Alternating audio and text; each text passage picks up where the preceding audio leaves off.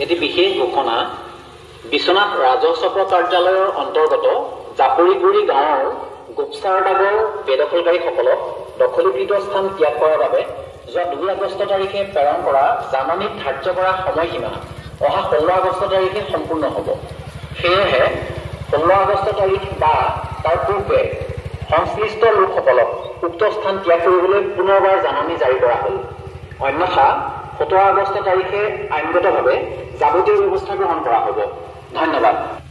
এটি বিশেষ ঘোষণা বিশ্বনাথ ৰাজহ চক্ৰ কাৰ্যালয়ৰ অন্তৰ্গত জাপৰিগুৰি গাঁৱৰ গোপচাৰ দাগৰ বেদখলকাৰীসকলক দখলীকৃত স্থান ত্যাগ কৰাৰ বাবে যোৱা 2 আগষ্ট তাৰিখে প্ৰেৰণ কৰা জাননীত ধাৰ্য কৰা সময়সীমা অহা 16 আগষ্ট তাৰিখে সম্পূৰ্ণ হ'ব।